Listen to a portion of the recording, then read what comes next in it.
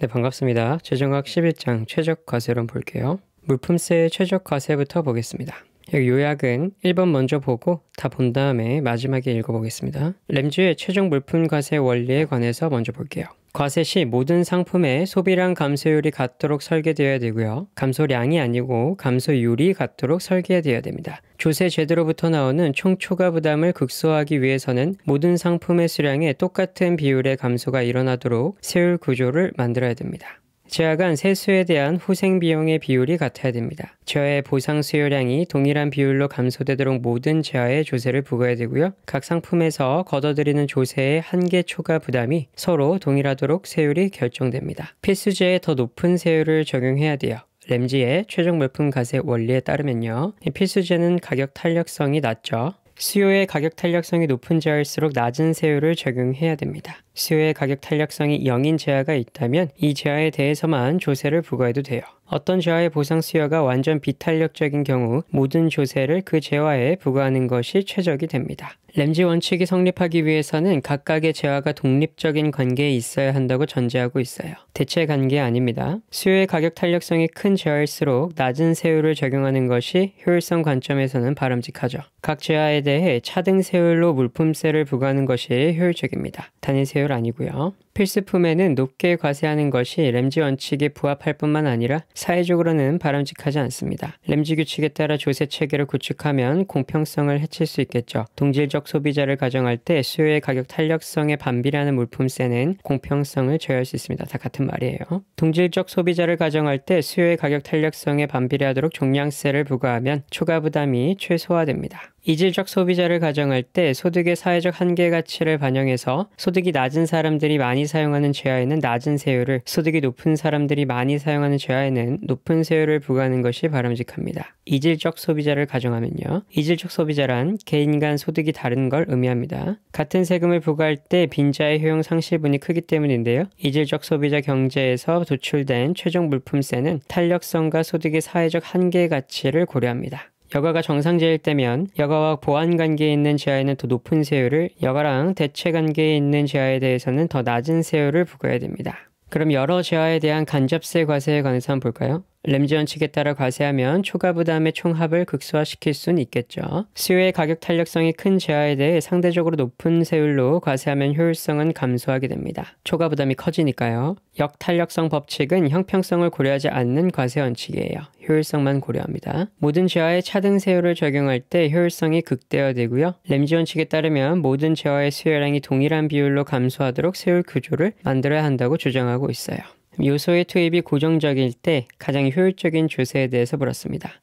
가정으로 X제는 여가 보완제고요. Y제는 여가 대체제인 경우에요. 자, 일반적인 경우에는 여가 보완제에 높은 세율을 부과하죠. 콜렛 헤이그에 따르면요. 요소의 투입이 고정적입니다. 이 말은 노동 공급이 고정적이라는 말과 같고요. 노동 공급이 수직 형태를 띠고 있다는 겁니다. 그럼 뭐예요? 근로세를 부과해도 초과 부담이 생기지 않겠죠. 노동과 여가 사이에 교란을 일으키지 않게 됩니다. 그래서 요소의 투입이 고정적인 경우에는 여가를 고려할 필요가 없어져요. 여가가 제외된다면 두 제하에 같은 조세를 부과하면 파레토 효율성 조건이 깨지지 않습니다. 여가를 고려하지 않기 때문에 소득의 조세를 부과해도 예산선의 기울기가 바뀌진 않아요. 예산선의 위치는 바뀌더라도 기울기가 바뀌지 않으니까 초과 부담이 생기지 않는 겁니다. 그렇기 때문에 요소 투입이 고정적일 때 가장 효율적인 조세는 비례적으로 부과하는 근로소득세가 되겠습니다. 또는 두 제하에 같은 조세를 부과하는 경우에 가장 효율적인 조세가 되겠죠. 일반적일 땐 뭐라고요? 이 보완제에 높은 세율을 부과한다고요. 최종 물품세에 관해서 다시 한번 볼까요? 램지 규칙은 파레토 효율적 조세가 아닌 차선의 조세를 찾는 이론입니다. 최적이라는 건 초과 부담이 생기지 않는 거죠. 초과 부담은 불가피하게 되어 조세가 있으면 자원 배분의 왜곡을 가져오지 않는 것이 아니라 최소화하는 것이기 때문에 중립세는 아닙니다. 램지 규칙에서 주장하는 조세는요. 램지 규칙에 따르면 최적 물품세는 모든 상품의 소비 감소율이 같도록 부과해야 한다고 하고요. 계속 반복되고 있죠. 이 감소율이 같아야 되는 거지 감소량이 같은 건 아닙니다. 램지 규칙에 따르면 상품 수요의 가격 탄력성에 반비례하도록 세율을 설정하는 것이 효율적이라고 주장하고 있고요. 콜렛 헤이그 규칙에 따르면 여가와 보완 관계에 있는 상품에 높은 세율을 부과한다고 주장하고 있고요. 과세 후 총 초과 부담을 극소화하기 위해서 각 상품에서 걷어들이는 조세 수입의 한계 초과 부담이 서로 같아지도록 세율을 결정해야 됩니다.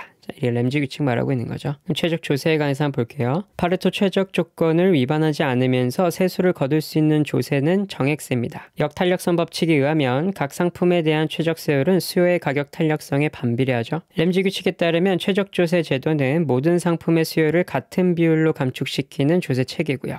비율, 최적 소비 과세는 효율성을 충족하지만 형평성을 저해할 수 있습니다. 여가를 포함한 모든 상품에 동일한 세율로 조세를 부과하면 정액세와 동등해지고요. 그리고 초과 부담도 발생하지 않겠죠. 콜레테이그 법칙에 따르면 여가의 보완제에 높은 세율을 부과하는 겁니다. 램지 규칙에 따르면 세율은 그 상품의 가격 탄력성에 반비례해야 되고요.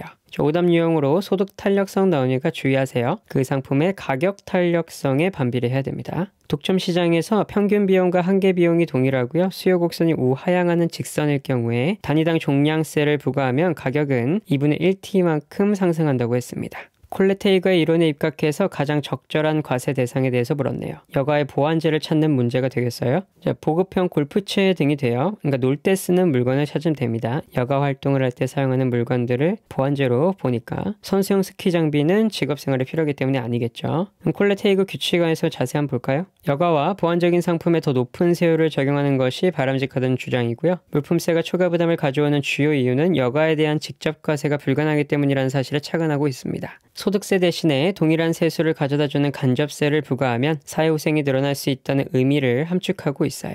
직접세가 아니라 물건에 부과하는 간접세를 주장하고 있는 겁니다. 세율에 차등을 두는 물품세 제도가 동일한 세율을 적용하는 물품세보다 우월할 수 있다는 것을 의미하기도 합니다. 그러니까 차등 세율을 지지하고 있는 거예요. 콜레테이그 규칙 역시 공평성은 고려하지 않았고요. 간접세의 우월성을 판단하는 데 기여하고 있습니다. 램지 원칙에 의해서 가장 높은 세율이 부과해야 되는 재화를 한번 찾아볼게요. 자, 문제를 보면은 각 상품들이 나와 있고요. 탄력성이 제시되어 있어요. 여기서 가장 높은 세율이 부과해야 되는 제한은 청바지가 되겠습니다. 탄력성이 가장 낮기 때문에 세수를 아무리 높게 부과한다고 해도 청바지를 찾는 사람은 계속 찾는다는 뜻이겠죠. 효율성 상실을 극소화하기 위한 세금 부과 문제 볼게요.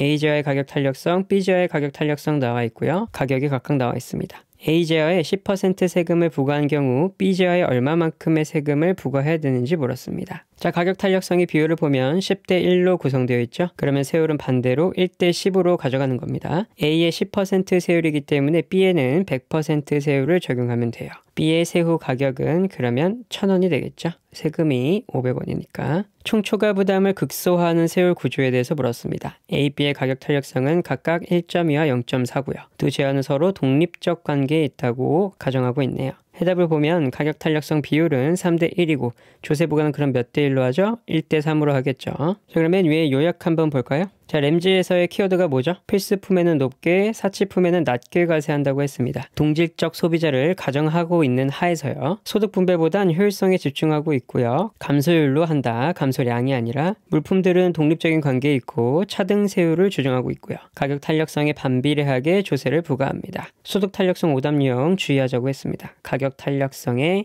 반비례하게 조세를 부과한다. 램지 규칙. 자, 요소의 투입이 고정적이라면 뭐라고 했습니까? 여가를 고려할 필요가 없다고 했습니다. 그럼 다음 넘어갈게요. 자, 소득세의 최적과세입니다. 스턴이 최적 선형 누진 소득세에서 주장한 최적 한계 세율과 각종 요인과의 관계에 대해서 보겠습니다. 최적 한계 세율은 평등성에 대한 선호도와 정의 관계에 있습니다. 사회 구성원들이 평등성을 좋아할수록 한계 세율은 더욱더 높아지게 되겠죠. 반면에 최적 한계 세율은 노동 공급의 탄력성과는 역의 관계가 있어요. 최적 한계 세율은 조세 수입과는 정의 관계가 있고요. 많은 조세 수입을 원하면 세율은 높아지겠죠. 최적 한계 세율은 각 개인 간의 능력 차이와는 정의 관계에 있고요. 역차별적인 관계에서 최적의 공평성을 위해 차이가 클수록 한계 세율이 높아지겠죠. 최적 한계 세율은 사회후생 함수의 형태에 따라 달라지겠죠. 스턴이 주장한 소득세의 최적 과세에 관해서 그럼 볼게요.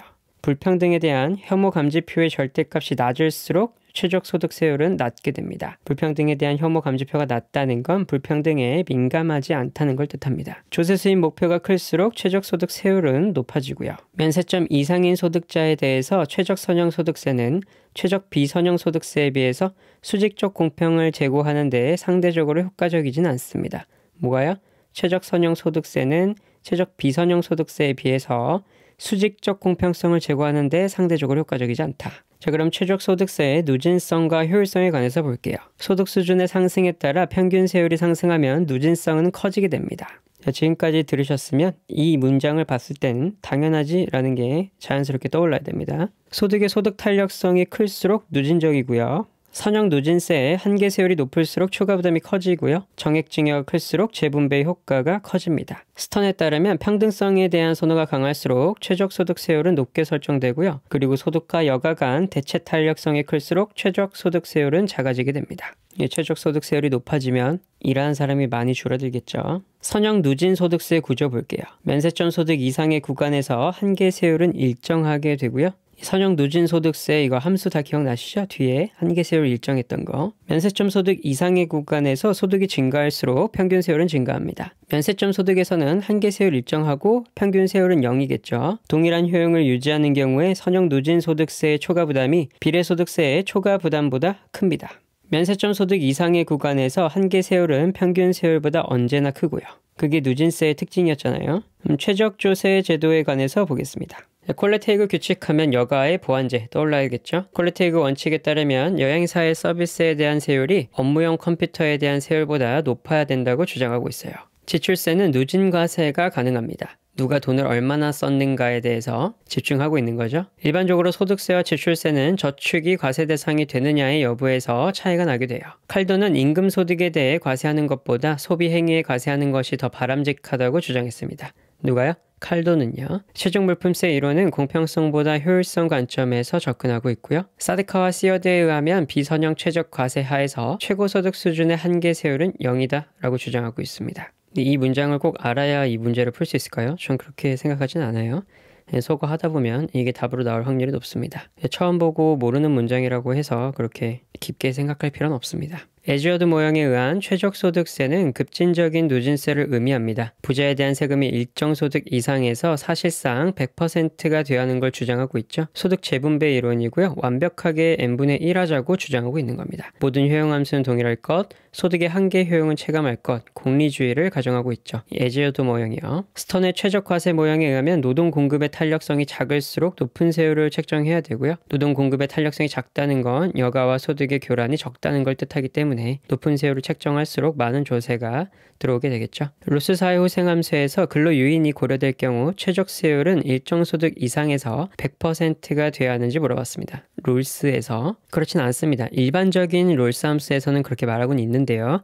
유인은 UB를 가정하고 있으니까 일정 소득 이상에서는 세율은 100%가 되어야 한다고 주장하고는 있지만 근로 유인이 고려한다면 근로 의욕을 떨어뜨리고 사회 총 소득은 급격히 감소하겠고 이는 최적 조세와는 거리가 멀기 때문에 근로 유인이 고려된다면 이 문장은 틀린 문장이라고 하는 겁니다. 그럼 누진적 조세에 관해서 볼게요. 소득의 증대에 따라서 평균 세율이 증대되는 조세를 누진세라고 부르죠. 소득에 대한 조세의 탄력성을 측정하여 이것이 커질수록 누진적이라고 볼 수 있습니다. 선형 누진 소득세의 경우에는 한계 세율이 높아질수록 초과 부담이 커지고 정액 증여가 커질수록 재분배 효과가 커진다. 이 문장도 반복이네요. 선형 누진세일 때 조세 수입의 수요가 클 경우에 한계 세율은 높아져야 되겠죠. 조세 수입의 수요가 크다는 건 조세 수입을 많이 원한다는 거니까. 면제나 감면 없이 모든 재화와 용역에 대해서는 공통으로 부과되는 일반 소비세를 할지라도 소비에 대해서 세부담은 역진성을 가지는지 물었습니다. 반드시 가지는 것은 아닌데요. 재화 수요의 소득 탄력성이 1보다 크다면 역진성은 해소되게 됩니다. 즉 소득 증가 속도보다 재화 수요 증가 속도가 더 빠르면 역진성은 해소되게 돼요. 이럴 경우에 누진적인 과세도 가능하겠죠. 그러니까 모든 재화나 용역에 대해서 공통으로 부과되는 일반 소비세라 할지라도 소비에 대하여 세부담은 반드시 역진성을 가지는 것은 아니다 그 말입니다. 근데 역진성은 띄긴 띄겠죠. 멀리지의 최적 비성형 소득세에 관해서 물었습니다. 효율과 공평성을 함께 고려하고 있네요. 멀리지의 최적 비성형 소득세는요. 좀 유일한 것 같은데 지금 본 것 중에서는 노동의 공급을 늘리는 유인, 기능의 성격을 지니고 있는데 최고소득 구간에 대한 한계 소득 세율을 0으로 잡았네요. 즉 일정 소득 이상부터는 세금이 없게끔 했습니다. 한계 소득 세율은 항상 1보다 작습니다. 0과 1 사이에 있는데요. 멀리지는 주장합니다. 소득 구간 빈자부터 부자까지로 잡는데 구간별 누진 가세나 하되 적용되는 세율은 점차 증가되지만 추가되는 세율의 증가폭은 점차 작게 하는 겁니다. 그러면서 일정 소득이 넘어가면 한계 세율을 0으로 만드는 거고요. 임금률이 낮은 개인이 높은 개인보다 더 큰 효용을 누릴 수는 없다고 생각하고 있어요. 빈자가 부자의 세후 소득을 뛰어넘을 수는 없다고 주장합니다. 최저가세를 위한 고려사항 그럼 볼게요. 납세 수능 비용을 증가시키는 효과가 상대적으로 작은 경우를 물어봤네요. 납세수능 비용이란 납세자가 세금을 내기 위해서 들어가는 비용을 말합니다. 자, 납세를 부과할 때 가장 적은 비용을 유발하는 건 부가과세입니다. 세무서에서 직접 부과하는 과세가 납세수능 비용을 가장 적게 들일 수 있어요. 근데 우리나라는 현행 신고하는 제도를 하고 있죠. 이 납세 비용까지 납세자한테 전가하는 형식을 띠고 있는 겁니다. 지금 우리나라는. 조세제도 개혁에 관해서 볼게요. 썰에이는 조세 지출 요소가 많이 포함되어 있을수록 재정이 비효율적으로 운영된다고 주장했습니다. 자, 조세 지출 기억나시나요? 숨겨진 보조금이라고도 불렀죠. 투명하지 못하기 때문입니다. 파레토 개선의 성격을 갖는 조세제도의 개혁은 현실적으로 어렵습니다. 인플레이션 하에서는 종가세는 조세 부담액을 증가시킵니다. 왜죠? 인플레이션은 가격 상승을 의미하니까. 그렇죠?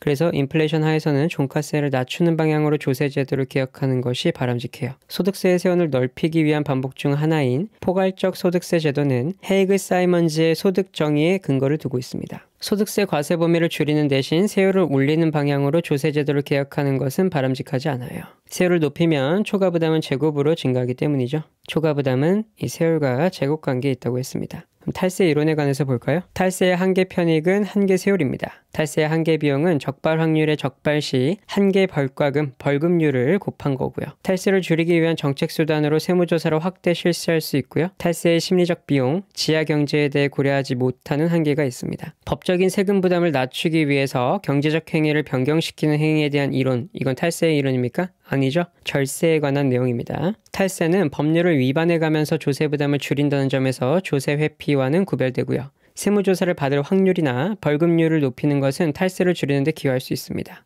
왜? 이 한계 비용이 증가하게 되니까요. 세율을 인상할 경우 일반적으로 대체 효과에 의해 탈세가 증가하는 경향이 있죠. 소득세 탈세 의사 결정에 관해서 볼게요. 이 개인이 소득 신고액을 1원 누락함에 따른 한계 편익은 한계 세율과 같습니다. 개인의 소득 신고를 완전하게 감시하는 것은 불가능하다는 사실로부터 탈세를 위한 소득 신고 누락의 가능성이 생기게 되고요. 개인은 소득신고의 누락으로 인해서 한계 편익과 한계 비용이 같아지는 점에서 최적 소득신고 누락액을 결정하게 되고요. 만약 모든 수준의 소득신고 누락액에 대해 한계 비용이 한계 편익보다 높다면 개인은 자신의 소득 전체를 신고하는 것이 최선입니다. 한계 세율과 세무조사의 확률이 낮아짐에 따라 각각 탈세를 위한 소득신고 누락액은 증가하게 되겠죠. 한계 세율이 낮아지면 탈세율이 낮아지지만 세무조사 확률이 낮아지면 탈세 요인이 높아지게 됩니다. 탈세 확률 계산 문제들이 있는데 이건 패스할게요.